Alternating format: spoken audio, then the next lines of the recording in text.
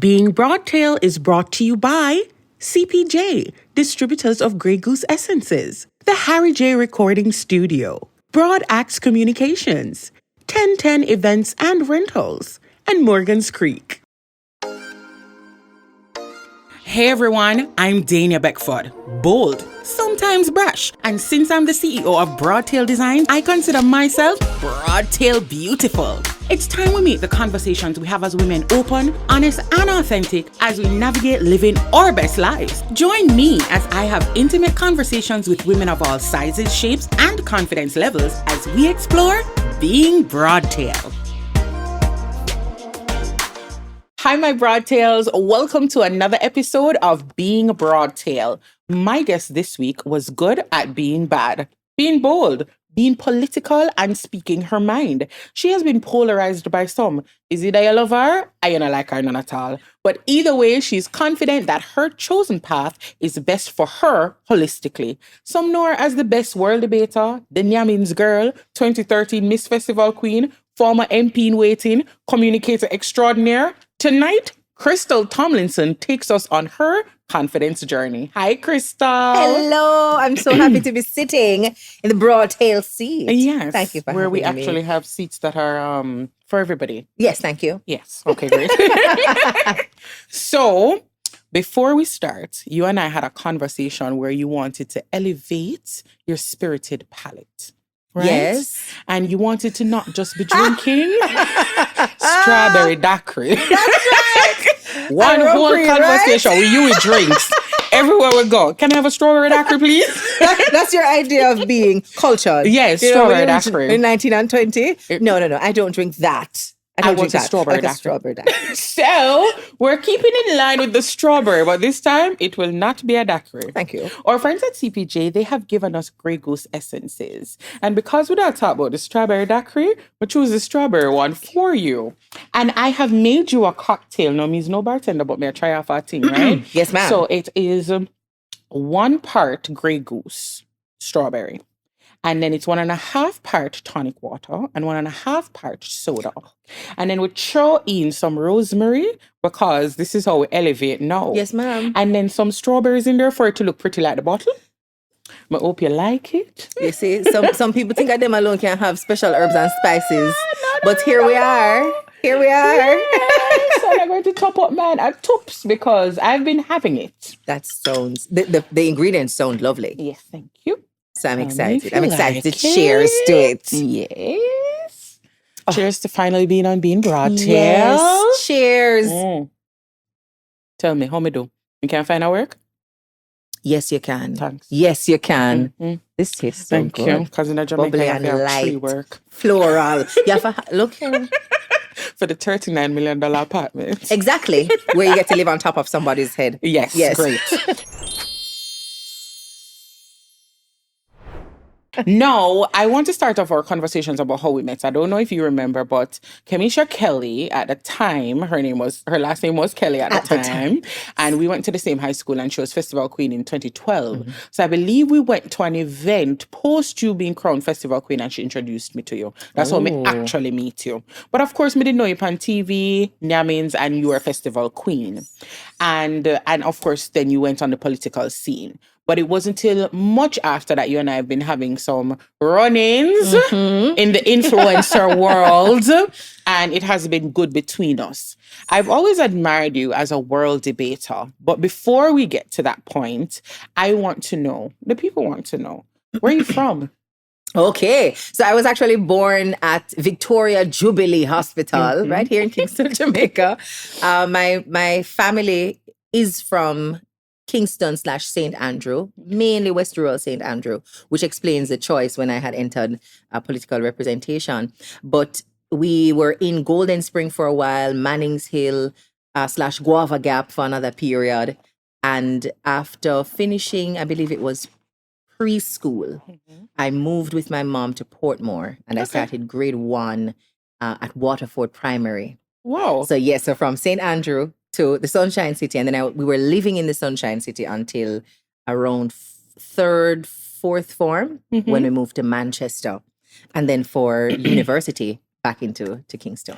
But you entered Festival Queen from Manchester. From Manchester. So yes. let's talk about what was happening in high school. You started high school in Kingston or in Mandeville? Started in Kingston. So Okay. I had the glorious experience of being moved across 4 different high schools before I completed my high school journey. Some people spend 5 years at high school. How are you moving at 4 4, schools? right? All right, tell me about it. I started high school. First form was at Merle Grove High. I was there for 2 years, but fell into some company that really challenged my future prospects. Yes, the teachers, the dean of discipline. Big up, Miss Alexander, anywhere you are in Jamaica, because I know you're still here walking the ground and guiding the youths in the proper direction. But at the time, she was, I think, year group coordinator, but also dean of discipline for the school. Okay. And we had some serious talks and meetings with parents and reprimands. And in one of those meetings, it was clear to my mom that if I did not get moved from the school voluntarily by her, I would be forcibly removed from the school population, either through suspension or expulsion. And one of the things in Jamaica, the language, we know the concept of good school and bad school. Mm-hmm. So once you get kicked out of a school, your chances of going back to what is considered a good school out the window. Right. So your education naturally becomes compromised. And I think it's really an indictment that there could be a school where if you go to that school, your educational outcomes are poor. Right. I don't know that could really be a standard for a government-run institution, that the outcome is going to be poor. Right. So that shook us up. You don't want to wait until you're suspended or expelled. Transfer when your grades are good, when your report card looks good, when you So could have a get better a chance letter of of getting to recommend another good school. So we moved at the end of second form, and I started third form at the Alpha Academy. Okay. Which still is on South Camp Road. Now, the idea there is if you go to a school that is really run by nuns, right, you have to Fall get in the Holy line. Spirit imprinted in you, and your behavior going to have to straighten out. Right. That is part of Imprinted. Yeah, because how are you going to be there and you're doing in the name of Father, Son, and Holy Ghost and not get yourself in check? It didn't work for me. Okay. Right? So at the end of third form, my year group coordinator at the time, Miss Clough, I remember them name, Miss Clough, she taught me English literature as well. Mm-hmm. Miss Clough brought my mother in. At the time, my mother was working in Montego Bay, so I was staying with a family friend, and she had to take time off from work in Mobay, come into Kingston, and here, that is another moment to be transferred. Because behavior-wise, I'm getting into trouble. What kind of trouble were you getting into? Specifically fighting. So, Krystal, you're a fighter? I did not know I was a fighter, right? I didn't know that. But I had to become a fighter because I was very lippy. Oh, okay. And because I always had something to say, had to figure out a way to back up what you had to say. Mm-hmm. So, surrounded myself with people who could be my backative. Mm-hmm. And if I needed to be in the middle of it, so we had a little gang forming and we mark up the walls on some of the schools on the walk from... Graffiti? Yeah, man. Okay. Our name at the time, I can say it now. Mm-hmm. Our name at the time was the Alliance. Oh, really? Yeah. And we assumed certain characters from the actual Alliance musical family, right? So I was Vibes Cartel because I came from Portmore. So I kind of personified. Oh, so everybody in the crew. Listen, we were kids, and I'm just glad that was a phase that we grew out of. But really started to personify some of the music too from the crew, and it clearly an exercise in futility because we are going with that, right? And so the teachers reprimanded us, recommended again to my mother that I be changed to another school because she's seeing my outcomes in terms of schoolwork and I'm a brilliant child. So I can't be conflicted in this way. I'm either going to be walking this line of academic excellence, being a model student, getting the grades, doing what I'm supposed to do, but I can't straddle both because the misbehavior and the indiscipline will pull the rug under everything else. So at the time, and I'm just trying to get into the minds of the administrators, was it that you needed to be moved out of the crew? Or the fact that you were in the school behaving like that, they wouldn't want that behavior? In the school, yeah, I was a problem. Because no matter who was around me, I have that kind of magnetism that I pull people towards me. Mm-hmm. So whether I'm outgoing or not, I can always have a little clique, a little group, a little hub of community. The challenge for me was that I was not using that influence positively, I was using it negatively. Right. And in my mind, I knew that I had influence. I knew that I had an opportunity to make a mark, but I wasn't the brightest student in the class. So the mark wasn't going to be the outstanding 100%, 99% average. And I'm looking for a way to distinguish myself inside these communities with the influence I have. I say, you know what? Why not do the road less traveled? Yes? And so we went the opposite direction. But it was really a cry for attention and absence in my own self of grounding. Like I didn't know what I stood for. I knew I could stand, but I'm not sure what I stood for. I was really trying to figure that out at So that they're moving you teenage. again. And where are you going this time? This time I'm going to country because country people have manners. It must be the town team. Right? It must be town. It have to be Bad town. breed. So and I remember my mom said country to me, now. she gave me two choices. She says, it's either you change your behavior or I am going to move you to a rural school. So you're outside of all of this excitement. 1 and 2, that rural school is going to be a boarding school. Okay. And we're looking at Westwood. Was Westwood. I went to St. Hilda's, which is also boarding school.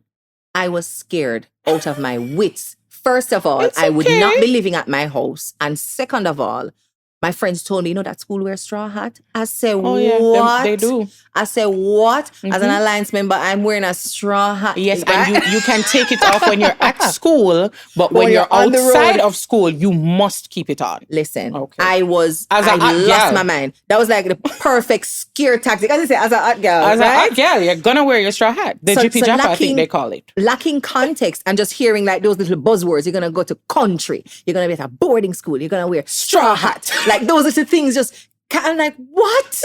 What? This can't be happening to me. And we did move to Manchester, and I started 4th form at Manchester High School. Again, the benefit of moving without being suspended or expelled. My grades were just really, really good. So they were excited to receive me. I had similar issues at Manchester High School, you know, really rambunctious, really talkative. There were days when I would just come to school, change off into road clothes and exit through the back gate because the back gate security don't know that I Where you entered in school going? uniform.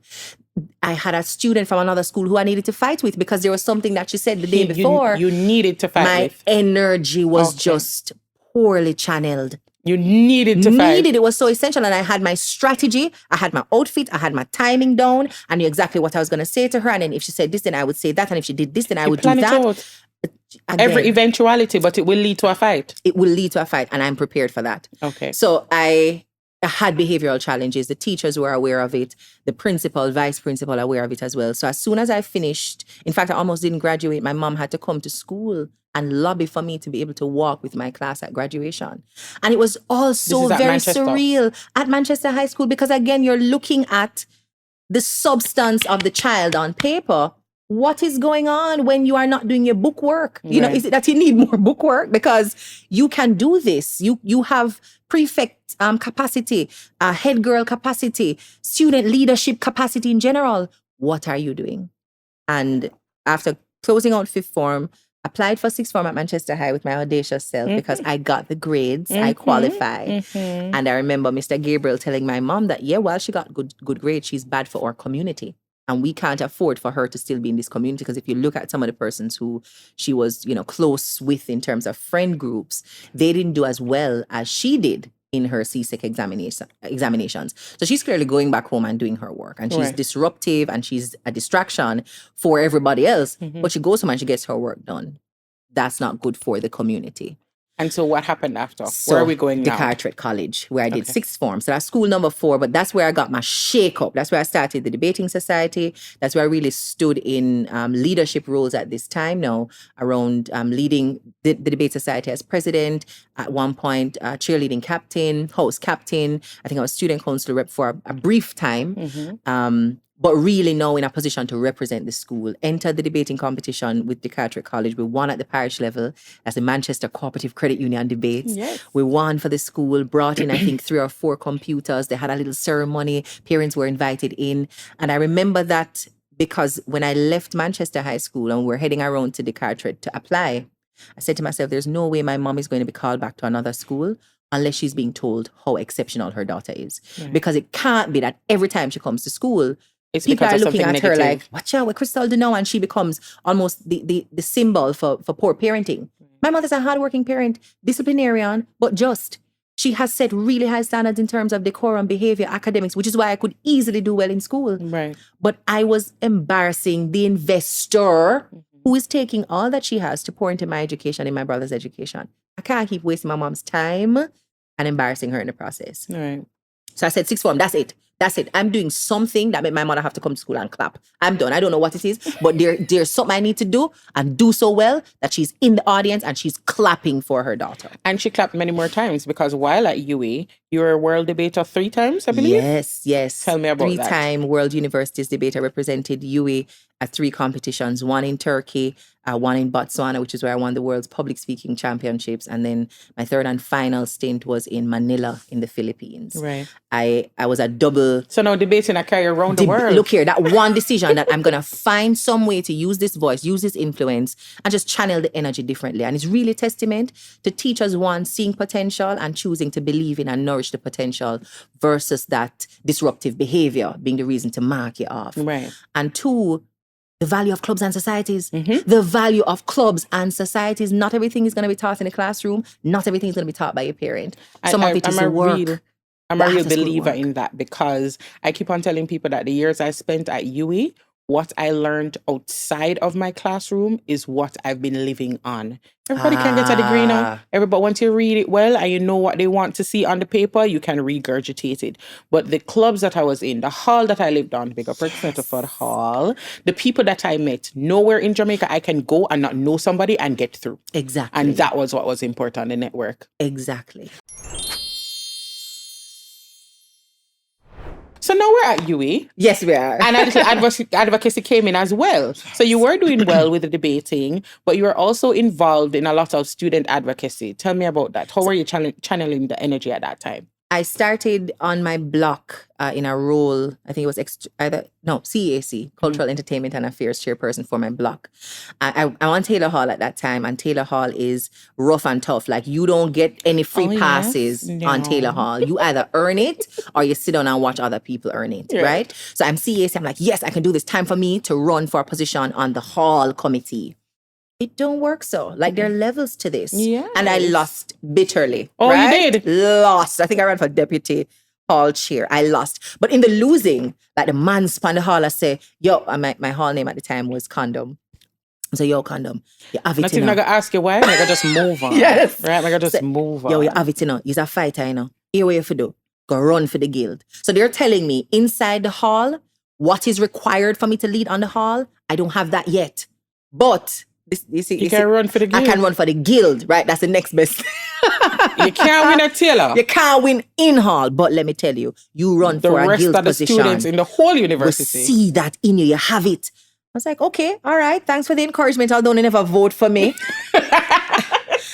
So I ran for SOSI rep. And I won that competition. Nice. Part of the benefit too, being from 4 high schools, all of my year group, them from 4 different high schools, now on campus. Mm-hmm. So I'm able to also lean into that network. Building a constituency. My constituency, right? And of course, Taylor Hall showed up and showed out in terms of that election. I ran again for vice president for services and special projects, won that as well. I vied for president, didn't win that one. And I was running against another Taylor. Right? So again, they said to me, yo, you have it in, but we're going to give it to him. Like, you're kidding me. And that's again, Taylor. Right? Not again. It be your own hall. It be your own hall.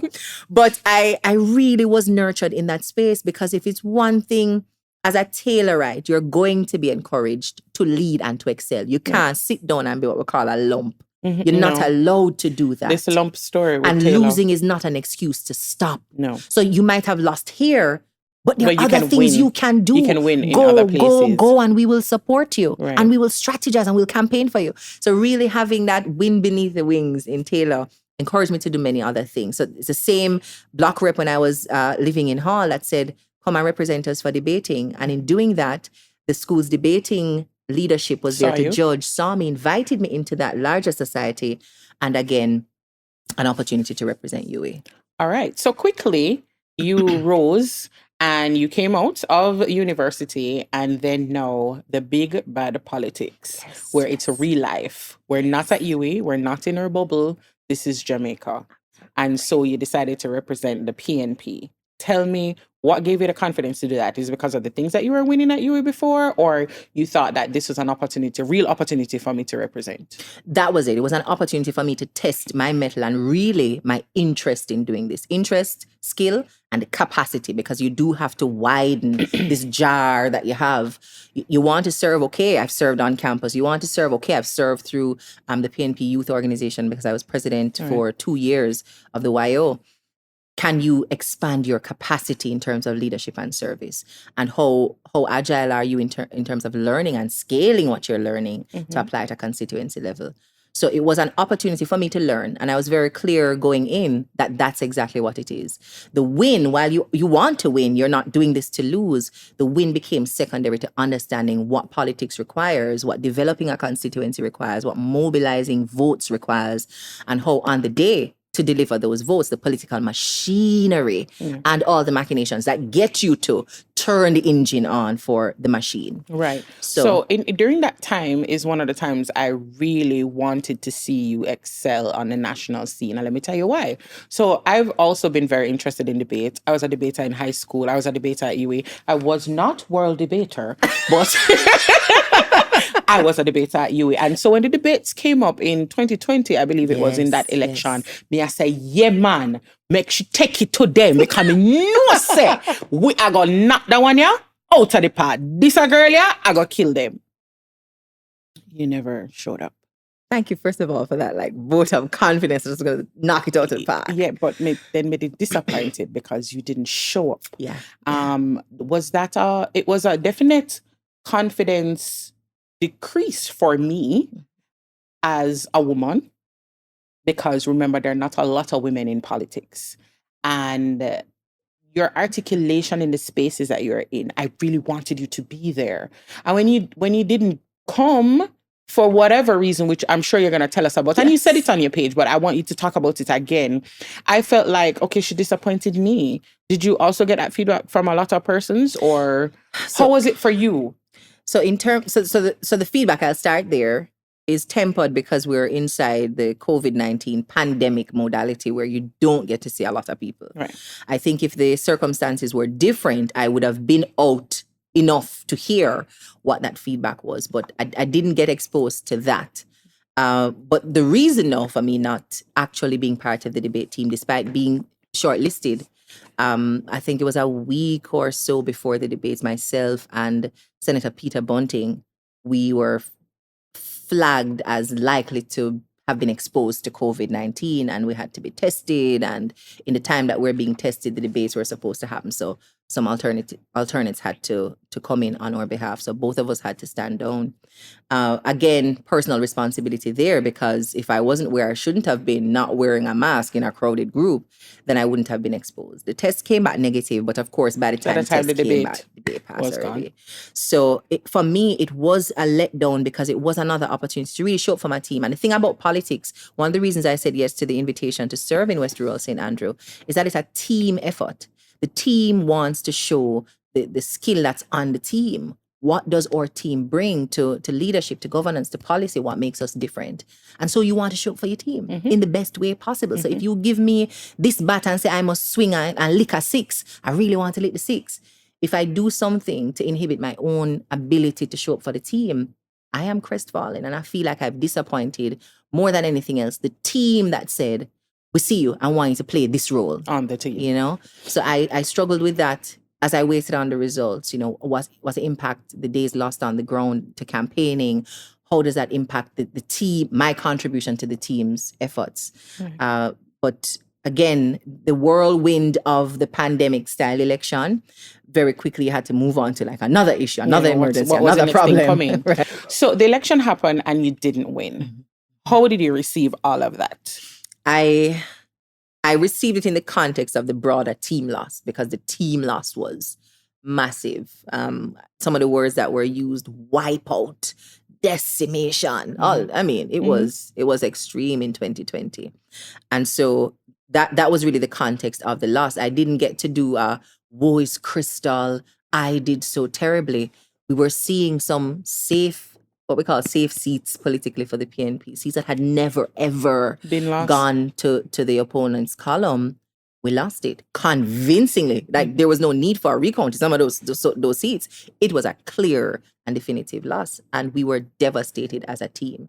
Really a lot of pieces to pick up in the aftermath and just trying to figure out what that meant for each person, the political future of the individual, political future of the organization, and then what happens next for the politics with, so few members sitting in the lower house. What can we get done? How will we be part of governance? If it's so easy for a majority, a 2/3 majority, the government has that so easily. What are the implications and the ramifications for good governance in Jamaica? So it's all of those things and just literally feeling like there were no balls left in our hand. And we had to figure out what game are we playing now, which eventually we realized is a rebuilding game. Right. And thankfully the party has been able to do that. But in that moment, it was just a feeling of devastation. What? And what did this do for your own confidence? Because prior to that, in all of what we spoke about, all the events, you're also a parent, a new one, to a little girl. Yeah, she was 2 at the time. Yeah, she was 2 at the time. And you've always spoken about being a great example for her. And so what you do after literally being, quote unquote, according to some of the words that they use in the media, kicked down, wiped out by the whole party, how you build back is a very important part of the story. And you've come on the internet and you talk about how you were so broke. Yes. You say how much money you had in your account. You say how your car, I don't remember if I crashed it, crash out. Yeah, right off. It's almost like I said, what one job? Job, right? Like, did the devil call only you? The ashes and the sackcloth left. So how did you rebuild? Call you, God? And did you say, yes, take on that one? Because I promise you, I was not to be on that list. But so, yes, in the aftermath, was that like for you? The financial blow, I think, was the most severe. Politics, especially for new candidates, you take a lot of your personal income and personal savings to support the vision that you have because you become your first investor. Right. And then you learn in the process that maybe this is not the financial model that we're going to follow next time. And there's also a theory that women who get into politics have less support financially too. I don't know if you faced that. That's a real thing. I don't know that I faced it because I really don't have context around the resources other candidates had, to be honest. But I know that generally as a party, the funding mechanisms, we worked them, but we still didn't come out as the most or best resourced party. So we didn't have a lot to spread. You're going into your own personal coffers and just investing, hoping for the best outcome at the end of the day. That didn't happen. So no savings. I lost my job as a consequence of us experiencing that political loss. And with the loss of the job, losing the income, crashed my car before the end of the year and moved out of the home that I shared with my daughter's father and just decided to rebuild. Like everything was going down. And I'm saying, you know what? It's done. I'm done. Like this, done. This is where I'm at. I'm at 0, 0, 0, 0, 0. All right, hold on, because you are saying it nice. So let me just tell the listener then. She losing at the constituency. She crashed her car. She broke. And she had move out. Yes. So she had start over. Yes. Go on now, Krystal. And I said to my mom, my mom said to me, come and stay with my mom is in the US. So I'm visiting her on a visa. You have 6 months. So really and truly, 6 months me have to figure this thing out because run off a foreign is not one of the things that me write down. It's not really in the plan. Run off can't come home. Yeah, me not see myself do that. That's not my thing. So 6 months me know me have before me have to come back to Jamaica. And we're coming back to Jamaica with something of a foundation. So while I was overseas with mom, that's where a lot of the rebuilding happened emotionally, just coming to terms with what was happening and what was required of me, mentally getting myself back into the frame of mind where even though the world is on lockdown, girl, you have to find a way to open up an opportunity for yourself. You have to have savings. Like you are not going to be at age 32 and don't have no savings and don't have no job and don't have no income and you have a child to feed. That's not a thing. It's not a thing. Like, wasn't in the plan. Yeah. And don't tell me how many people are in the same place because of COVID. Me no cater. No. Me no cater. I always tell people, me not really not struggle competition. I don't want the comparison. I just want to know what's going on for me in my circle. But hold on now, Krystal. So all of this is happening while you've been a popular person in Jamaica. Yes. So you did Namins, you were Festival Queen, you were World Debater, you have a lot of followers on social media. Yes. So your whole life is living out loud loud as it is happening, and whole heap of people have whole heap of things to say Lots. about you while you have no work, while you just lose, and you're there foreign, I try to figure out yourself. You tell me what was going on while you're in foreign and scrolling when all of us are in COVID and just looking at our devices because we couldn't be outside. What was going on in your mind? I was doing a lot of praying, to be honest with you. And I'm with my mom. And that really gives me emotional cover and safety. I could have the real conversations with mommy, and she'll give me the real advice and the real context and be a real sounding board to work something out. So by the time I get a notification that I've been mentioned in a strange post on a gossip site, or I see a news headline pop up in my mentions or my tags, while it's irritating because one, some of it is not true. Two, you're fighting the urge to correct every bit of misinformation and chase down negative especially headlines when them and have fix. bad grammar when them are talk to you. Right? So it's not true. You're deciding not to chase it down and correct it. And you have the real life work to do of rebuilding. And my mom, the blessing of having your parent as you parent, of having your mother in adulthood. I can't speak about the role of the father. I didn't grow up with my dad. But for me, my mother has just been an anchor. If I'm 60 and my mother is in her 70s, I can still say, Mommy, I need. Mommy, I don't know. Mommy, can you be my mommy? And she's ready. There was no point where she said, you're 18 now, dep on your own. Right. Or you have your picnic now, dep on your own. Or you live with man, dep on your own. No, she's always willing to be my mother. And having that really put all the wild craziness into context for me, because these are people who don't know me.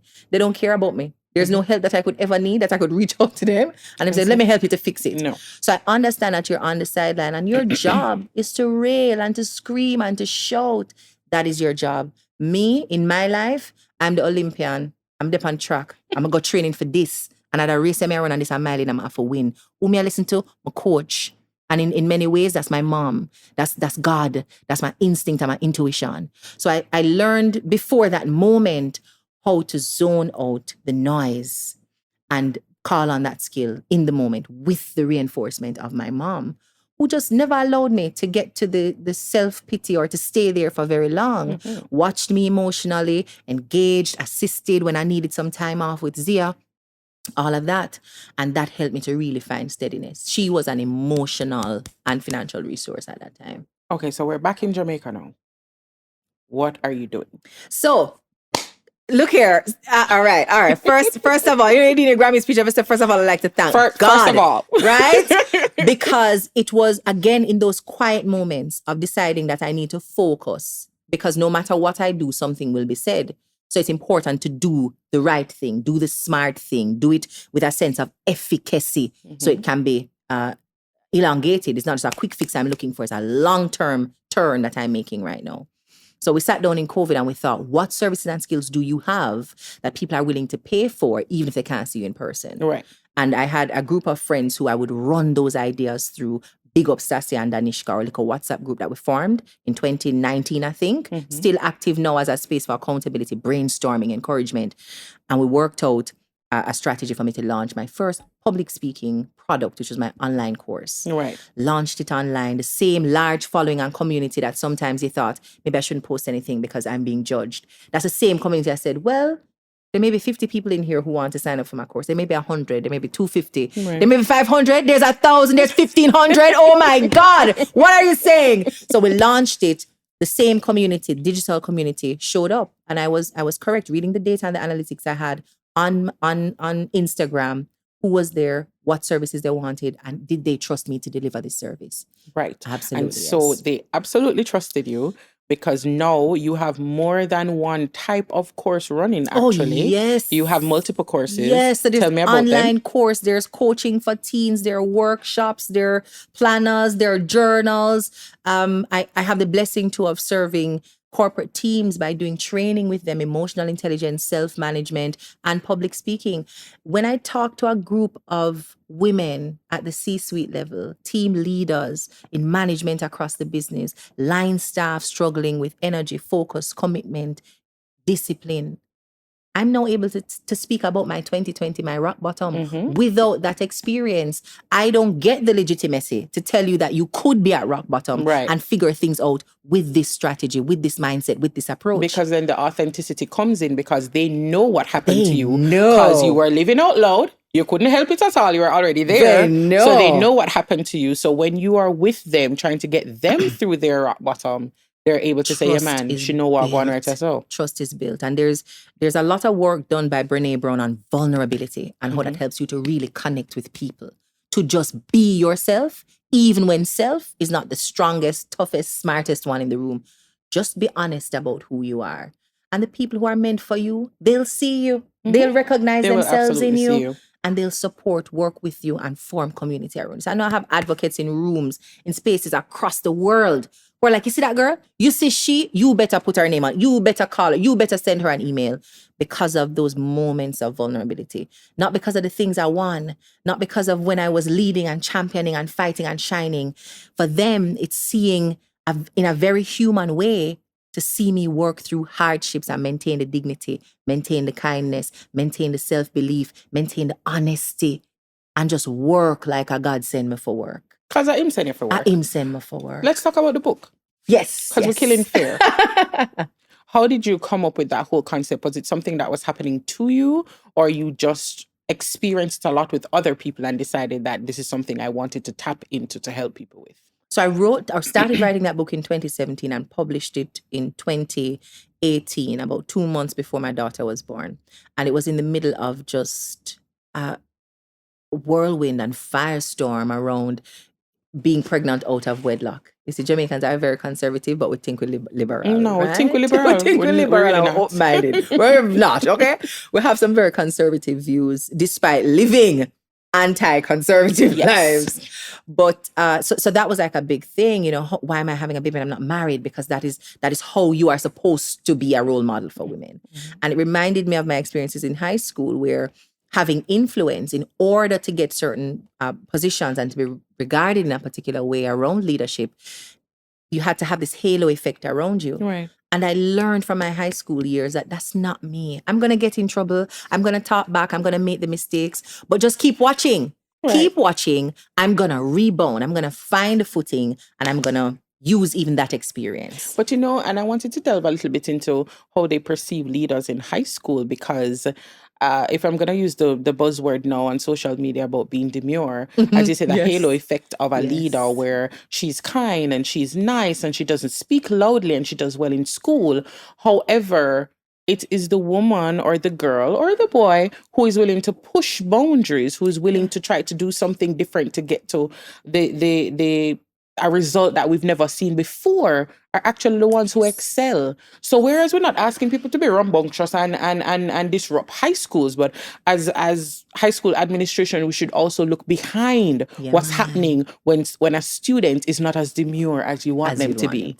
Absolutely. Yeah. Absolutely. So now we're at the book. We launched the book. Yes. Tell me about the launching of the book. So we launched it. Let me give a little more context. So I wrote the book in the context of all of those conversations around politics again, as you rightfully said, polarizing issue and space to occupy, and just being told that we are now redefining you. That's essentially what I'm being told. Oh, I thought you were, but now I see that you are. So we're going to redefine you. We're going to recast you. Like, hold on a minute. I don't know if you think you'd write the Bible, but come on, that's not how this thing works. And I'm going to own my narrative. And part of owning narrative is writing the book to tell the story of my experiences in my own words, but putting on a thematic lens around going to war. So that's why it's titled Kill Fear. I want us to see that sometimes that's what we have to do to be a gladiator in the ring, fighting blood, sweat, and tears for ourselves, for our good name, for the purpose that we were birthed to fulfill. Don't stop fighting because some people in the stands are saying, yeah, man, watch him head bust, him a bleed, him dead now. No, that's their job over there. But you as the gladiator, you're in the ring, you have to fight. Right. And when you're down and you're tasting the dirt, you have to find a way to get up, because being beaten is not an outcome that we enter the arena to achieve. We're here to win. So we wrote Kill Fear with that kind of narrative. Where do we get the book? Oh, it's available on Amazon. We have it in all the Amazon stores, UK, Canada, US, and for the EU. So it's available on Amazon. Oh, nice. So, Krystal, we're now here. You're thriving. You're Feels that way helping in so other many women ways. to thrive. You've been a role model to a lot of women. And as I said, there are some people out there that may be like, they've come around in the recast. And some may never come around. But if there is a girl in high school that was going through all the things that you are going through, not quite sure where to put herself, but know that she has a certain amount of value with her peers and in the in her school. Or there's a woman who wants to get into the C-suite that you're always doing these team building workshops with, but she's not quite sure. She still have that fear. Somebody has recasted her based on things that have happened to her. She's down, she's beaten. What do you say to her? Your hands remain on that driver's wheel. It's your car. Don't allow the passenger, whether they're beside you or behind you, to tell you that this is the only direction that you could ever go. If you're on the wrong road and you realize, you can jump in that roundabout and turn around. And understand that roundabout moments are for exactly that reason, to realize that you might be in the wrong direction. Don't get to the roundabout and stop. Don't get to the roundabout and stay in the roundabout. Look for that next exit, because you're in charge of this vehicle, this life that you're living. And you can't delegate that responsibility to anybody. You can't jump in somebody else's life or car and make their life carry you where they want to go. So take charge of your life. And if you've gone through a situation that makes you question your worthiness, your strength, your efficacy, your power, remember, you're not an egg. If you drop, you're almost broke. That's not the fragility you think you have is not what you have. You're stronger than that. In fact, I would challenge you, instead of thinking that you're going to broke like egg, bounce like ball. You have the resilience. You have that in you. And remember the moments when you drop and drop in front of people, and you had to get back up. And where you are now is higher than you were when you fell the first time. So you're not have to broke like egg. You can bounce like ball and come back and turn the corner if you need to. I like the bounce like ball story. Yeah, man. You know, me did in a one crew too. Name bounce like ball? No, but with the cows have bounce. Okay. Right, Yui. With the cows have bones, because when we walk, everything bones. Oh my gosh, I love it. Yes. Owning that. Yes, own that. And do you see that now? That's how everybody wants to look? Yes. Yeah, everybody wants something for bounce now. Okay. Yeah. Hello, please. But because you've been so encouraging, Krystal, our friends at CPJ wants to continue to elevate your palate. Thank you. And God bless you. Grey Goose has gifts for you. Inside you have a bottle, strawberry Grey Goose. Yes. You have a glass that you can drink it in. You also have some Broadtail affirmation cards, which we're going to get to your affirmation. Yes, and you have a gift certificate from Morgan's Creek, because I love how you're glowing, and we're going to keep you glowing. That's skin, right? So here's your gift. Oh, it's a pleasure to be here, and thank you for these lovely gifts. You know what you give me that you never mentioned? You give me a recipe for a nice cocktail. You understand? Oh, lovely. Thank you. So, thank you. There's something else that we're about to do. Okay, ready. So these are my affirmation cards, the Being Broadtail affirmation cards, right? And we launched them in season 2. And so what happens, I have a little trick where I allow you to choose one. Okay. You can look so far. Yes, every time Houdini. every time somebody choose one, it has some sort of meaning to them based on something they've been through or something they want to be able to overcome. So I'm going to see if it works with you. All right. So choose one. Anyone? What does it say? Turn it around. I openly express who I am without reservation or humiliation. Okay. That we're top for all day. The magic. Is that not my work to help people openly express? Yes. I openly express Openly. who I am without reservation or humiliation. This is perfect. Very perfect. What kind of oil you rubbing on Me don't something rub then? no oil pan it. It's just one good Broadtail woman, and it just follows along with everything that I do. So we've been doing the whole friends thing, Yes, and ma'am. we've been having a good time. However, ma'am. when it comes to posing, me's nobody friend. Because when Okay. we see camera, me ready Trouble to show out. in the dance. So yes, we're gonna do a pose off, because when you go to parties, when you go to events, when you go to your trainings, you always a post video and a pose on a guan, and even when it look candid, I know it's not candid as a fellow poser. Big up Stasio. Big Every up time. Stefia. And so we are going to do our pose off, and the Yes, ma'am. viewers, they will tell us in the comments. Okay. Which one of us win. You don't win world debate, I know. So me I come right to take my title.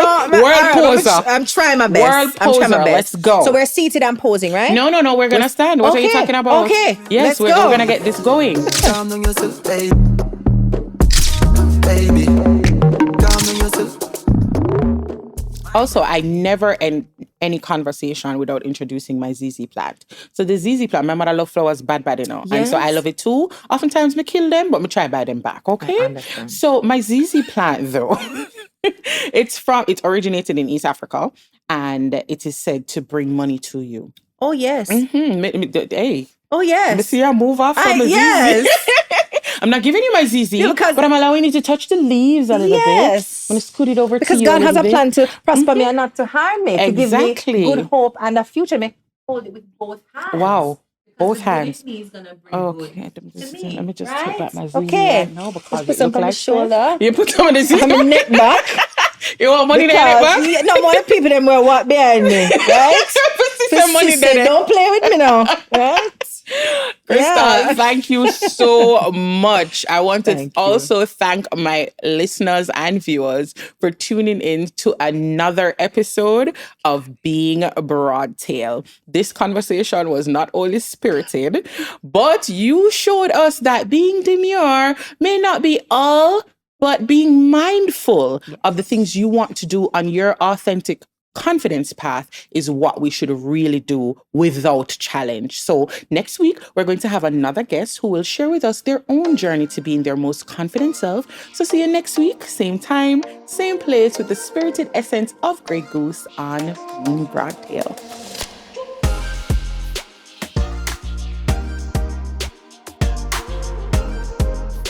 Being Broadtail is brought to you by CPJ, distributors of Grey Goose Essences, the Harry J Recording Studio, Broad Axe Communications, 1010 Events and Rentals, and Morgan's Creek.